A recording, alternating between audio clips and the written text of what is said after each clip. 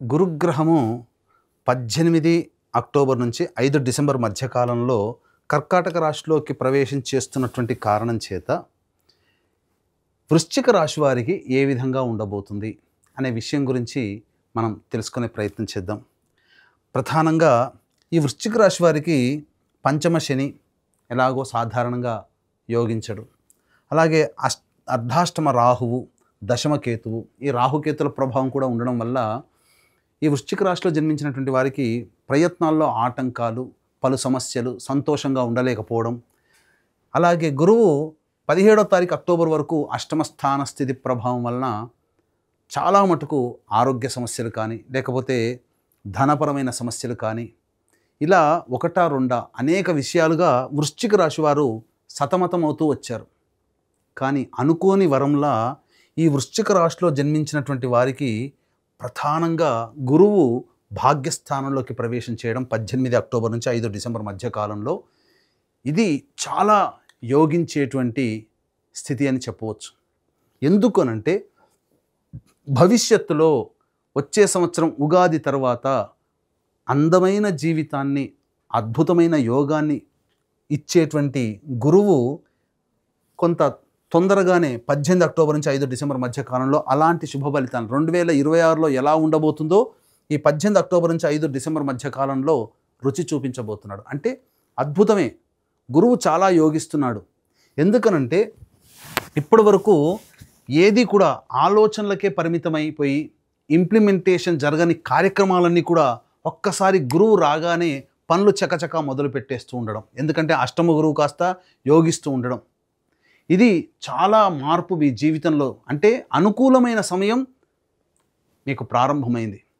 ఇక విదేశీయానానికి వెళ్ళాలి, విదేశంలో చదువుకోవాలి, స్థిరపడాలి అనుకునేటువంటి వాళ్ళకందరికీ కూడా గురువు అనుకోని వరంలా యోగించబోతున్నాడు. మీకు ఈ గురుగ్రహ మార్పు వల్ల సంపూర్ణంగా 5 రాశులు యోగాన్ని పొందుతున్నాయి. అందులో వృశ్చిక రాశి కూడా ఒకటి.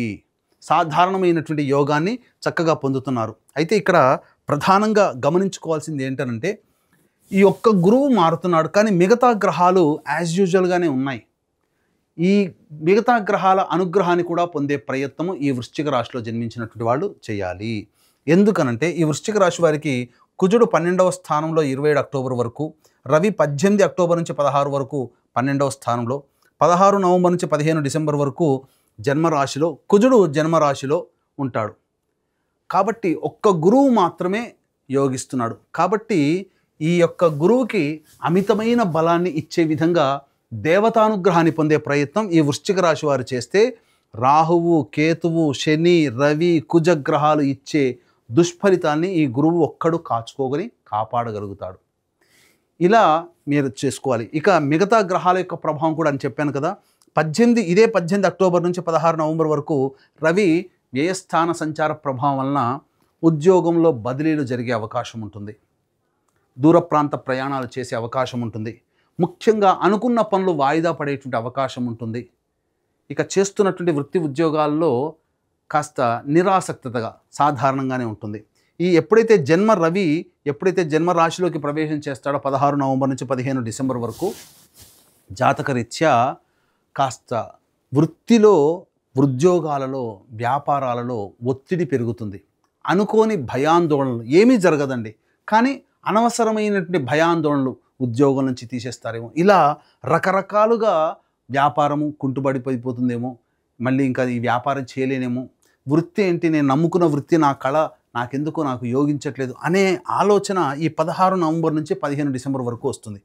అలాగే అర్ధాష్టమ రాహువు, దశమ కేతువు పలు నిర్ణయాలన్నీ కూడా మార్చుకోగలగడానికి అవకాశం ఉంటుంది. కానీ ఈ గురువు ఒక్కడు మారినటువంటి కారణం చేత ఆత్మవిశ్వాసంతో ముందడుగు వేస్తూ మీరు గనక ప్రయత్నం గనక చేస్తే ఈ అన్ని ఇచ్చే గ్రహాలు ఇచ్చే దుష్ఫలితాలని ఈ గురువు ఒక్కడు కాపాడగలుగుతాడు. కాబట్టి ఈ గురువుకి ప్రాణం పోసే విధంగా మీరు ప్రయత్నాలు చేయాలి. అంటే దైవానుగ్రహాన్ని పొందే ప్రయత్నం తరచుగా ఈ వృశ్చిక రాశిలో జన్మించినటువంటి వాళ్ళు చేయాలి. మొన్ననే కదండి అర్ధాష్టమ శని ప్రభావము, మళ్ళీ ఇంతలోనే గురువు అష్టమంలోకి వచ్చాడు, మారుతున్నాడు అని అనుకునేసరికి మళ్ళీ ఇబ్బందికర పరిస్థితులు అనేటువంటివి కలుగుతున్నాయి. కాబట్టి ఎలా ఈ యొక్క గురుగ్రహం యొక్క అనుగ్రహాన్ని పొందే ప్రయత్నం చేయాలి అంటే ఎప్పుడు కూడా దైవానుగ్రహాన్ని పొందే ప్రయత్నం చేస్తూ ఉండాలి. దత్తాత్రేయ ఆరాధన, గురుచరిత్ర ఆరాధన ఇవన్నీ చేస్తుండాలి. ఇట్టి దైవానుగ్రహం అందరికీ, ఈ వృశ్చిక రాశిలో జన్మించినటువంటి వారికి అందరికీ అందించాలనే సదుద్దేశంతో ఈ 18 అక్టోబర్ నుంచి 5 డిసెంబర్ మధ్యకాలంలో 3 పర్వదినాలు అనేటువంటివి ఉన్నాయి. ఆ పర్వదినాలలో సర్వదోష నివారణ పూజలు, హోమాలు మన పీఠమాధ్వర్యంలో జరపబడతాయి. అవి 5 నవంబర్ కార్తీక పౌర్ణమి సుప్రసిద్ధ కాశీ క్షేత్రంలో, అలాగే 20 నవంబర్ కార్తీక అమావాస్య ఈ శ్రీశైల క్షేత్రంలో, మహిమాన్విత శ్రీశైలం, 4 డిసెంబర్ మార్గశిర పౌర్ణమి ప్రముఖ దత్తక్షేత్రంలో సర్వదోష నివారణ పూజలు, హోమాలు జరిపించి శక్తిపాతం చేసినటువంటి మాలలు ఇవ్వడం జరుగుతుంది. ఈ సమయంలో గ్రహాలకి అనుకూలంగా దైవానుగ్రహాన్ని ఇచ్చే విధంగా ఈ పరిహారాలు అన్నమాట. అవకాశం ఉంటే కార్యక్రమ తదనంతరం కాంటాక్ట్ చేసి మీ గోత్రనామాలు నమోదు చేసుకోవచ్చు. ఇక ముఖ్యంగా విద్యార్థులు కష్టపడితే కష్టే ఫలి, కష్టపడితే ఖచ్చితంగా ఈ వృశ్చిక రాశిలో జన్మించినటువంటి వారికి మిగతా ఏ గ్రహాలు అనుకూలంగా లేకపోయినా గురువు అనుకూలంగా ఉన్నటువంటి కాలం చేత కష్టపడితే ఖచ్చితమైనటువంటి ఫలితాలను ఇస్తాడు. నిరుద్యోగస్తులు బాగా ప్రయత్నం చేయాల్సిందే. వివాహం కాని అబ్బాయిలకి, అమ్మాయిలకి వివాహ సంబంధాలు కుదిరే అవకాశం ఉంటుంది. సంతానార్థులకి సంతానం కలిగే అవకాశం ఉంటుంది.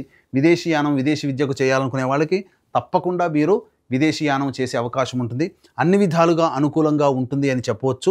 ఇక మరీ ముఖ్యంగా తులారాశిలోకి 3 నవంబర్ నుంచి 26 నవంబర్ వరకు శని శుక్రగ్రహం యోగకారకం. అలాగే 26 నవంబర్ తర్వాత ఈ శుక్రగ్రహము వృశ్చిక రాశిలోకి సంచారం చేస్తుండడం. కాబట్టి ఏతావాత గురువు, శని, శుక్రుడు ఈ 3 గ్రహాలు మీకు సంపూర్ణంగా యోగించేటువంటి పరిస్థితి ఉంది. కాబట్టి పట్టువదలని విక్రమార్కుడిలాగా ఖచ్చితంగా ఈ సమయంలో మీరు ప్రయత్నం చేయండి. ఇంతకుముందు ఉన్నటువంటి రోజులు వేరు, ఈ రోజులు వేరు. ఈ సమయంలోనైనా మీరు అనుకున్నటువంటి పనులని కార్యాచరణలోకి తీసుకుని వస్తే తప్పకుండా మీరు విజయాన్ని చవిచూస్తారు అని చెప్పడంలో ఏమాత్రం సందేహం లేదు. ఇప్పుడు చెప్పినటువంటి వాటికంటే కూడా ఇంకా విభిన్నంగా మీ యొక్క జీవితంలో సమస్యలు ఎదురవుతున్నాయనంటే తప్పకుండా మీ యొక్క జన్మజాతకంలో నడుస్తున్నటువంటి గ్రహ దశాంతర్దశల యొక్క ప్రభావం. కావున దగ్గరలోని మంచి ఉపాసనా పరులైనటువంటి పండితుల్ని సంప్రదించి వారి సలహాలు, సూచనలు పాటించినట్లయితే మరింత మెరుగైనటువంటి జీవితాన్ని పొందుతారని తెలియజేస్తూ సర్వం శ్రీ ఉమామహేశ్వర పర బ్రహ్మార్పణమస్తు.